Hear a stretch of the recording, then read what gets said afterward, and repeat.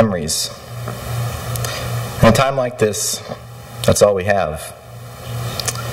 Anne Rice said, no matter how long we exist, we will have our memories.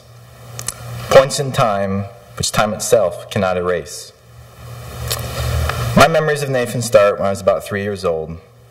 I remember kneeling down in my bedroom and praying for God to bring me a baby brother.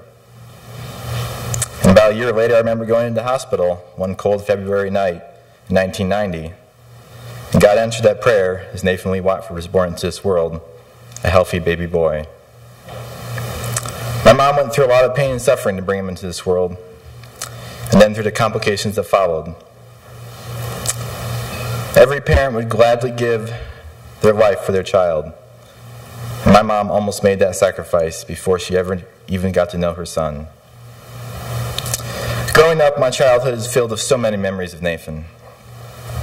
Since we were both homeschooled, we spent all day, every day together.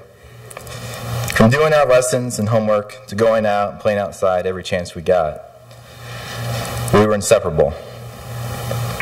Aristotle said, those who educate children well are more to be honored than their parents, for these only gave life, those the art of living well. Well, I don't completely agree, but either way, I believe the parents who both teach and raise their children are to be honored the most. And that's what Nathan and I had. Parents that not only raised us, but gave us the best education possible. Things weren't always easy, and money was often tight, but Nathan and I had everything that we needed. Love and discipline and kindness were imparted to us daily. It is said the most important thing a father can do for his children is to love his mother. My dad showed my mom and us that love every day, and is still showing it stronger than ever. Back to our childhood. Nathan and I shared many adventures together, from exploring the woods and fields around our old duplex, to building snow forts and any other kind of forts we could. As we got older, our adventures got more daring and elaborate. Despite some of the things we did, we both managed to never break any bones or suffer any serious injuries, although it should have happened more than once. Indoors, our free time centered primarily around our Lego collection, and many hours were spent building very involved cities and other creations. Up until we moved, we shared a room together, which was the center of many of our activities. Moving to our current house brought new adventures and things to do. And everyone was happy we had the basement, which, among other things, became home to our airsoft wars, the remnants of which are still there. The move also came at a time of change in our relationship. As I entered high school, we began to branch out and do some of our own things. We still remain close, however, and continue to do a lot together. Even after I got my first truck, we still went almost everywhere together. I remember how in the fall we'd go rake people's leaves and load them up in huge piles in my truck.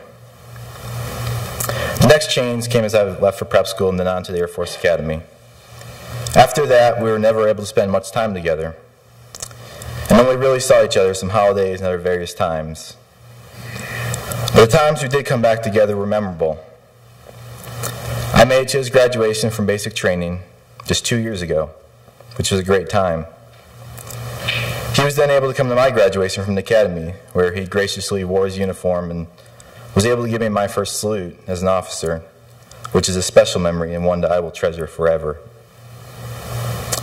And finally, I got to spend this past Thanksgiving with him, which we both enjoyed a lot. Now, despite all the things we did together, we still always differed on some things. He loved to save his money and never impulsively bought anything. I've always had trouble doing that.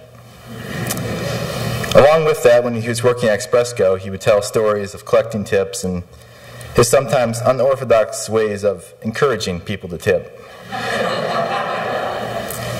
When it came to career decisions, we also differed. He joined the Navy, I joined the Air Force.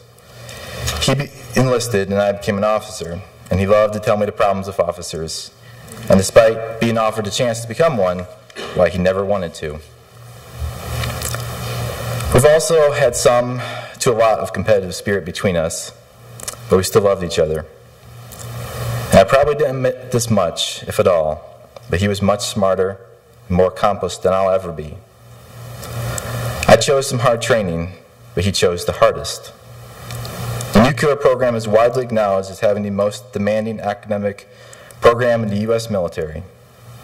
Nathan not only finished it, but graduated with the highest GPA among his peers through all phases of training. He even beat down all the officers in his class. It took me an extra year of schooling to get to the academy, and then I struggled some there the first 2 years. But Nathan could have easily gone to the academy or any top college or university in this country and would have excelled. There was even a point later on in his training where some of the instructors would have Nathan check the assignments of his classmates before they did, which just goes to show how well he was doing and the respect they had for him. Nathan accomplished a lot in his nearly 21 years on this earth, more than some will accomplish in 70 or 80 years. He dedicated his life in service to our country. He volunteered to be on a submarine and was sent to be one at the tip of the spear, on a nuclear fast attack submarine at a forward operating base that's tasked with responding to real-world threats anywhere in the Pacific or throughout Asia. George Orwell said, "People sleep peaceably in their beds at night only because rough men stand ready to do violence on their behalf." Nathan was that rough man standing ready so you and I can be safe. In a few short months, I myself will likely be taking part in combat missions. So as I release brakes and push the power up and take to the skies, I will always remember my brother and his life and his commitment. I will cherish his memory forever because it all comes back to that, memories. Now we have spent some time celebrating the life of Nathan, and we will continue to do so. But I want to pause for a moment and ask you a question. We've been talking about life and death today, so I ask you, are you 100% sure you know where you are going when you cross from this life into the next? Because I guarantee you that you will pass from this life, and I guarantee you that there's a life after this one is over. I'm not asking if you prayed the sinner's prayer or baptized. I'm asking, have you given your entire life, everything you are, everything you want, and everything you do to Jesus Christ? Being a Christian isn't just about a one-time decision, but also a lifetime of commitment afterwards. It is a relationship. The reward for making that commitment and having that relationship is eternal life in heaven, and that is priceless and is better than anything this earth can offer. Jim Elliot said, "He is no fool who gives what he cannot keep to gain what he cannot lose." And ladies and gentlemen, we cannot keep anything on this earth. Unfortunately, it often takes tragedy or rough times to cause us to turn to Christ.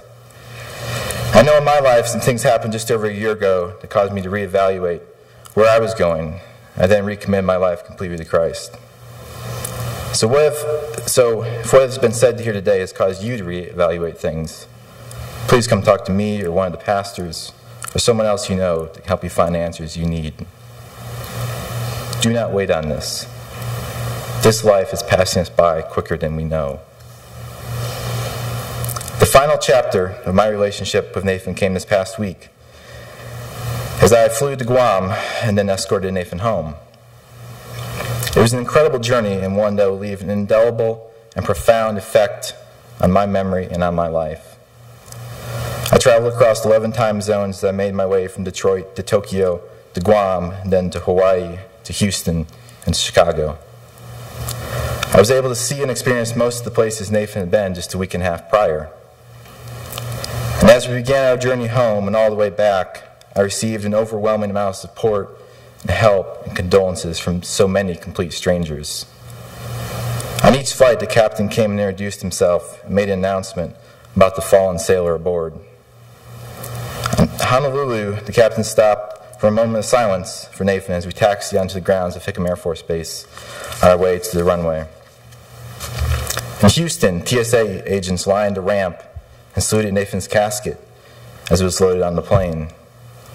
In Chicago, numerous police and fire vehicles surrounded the gate area, and jets of water were arched over the plane as we taxied in, and a line of firemen stood to honor Nathan. We were then escorted all the way to the funeral home by the state police of Illinois, Indiana, and then Michigan. Members of the Illinois Warrior Watch also made the entire trip as an escort for us. Patriotism is alive and well in this country, and the entire way Nathan was given the highest level of respect and honor.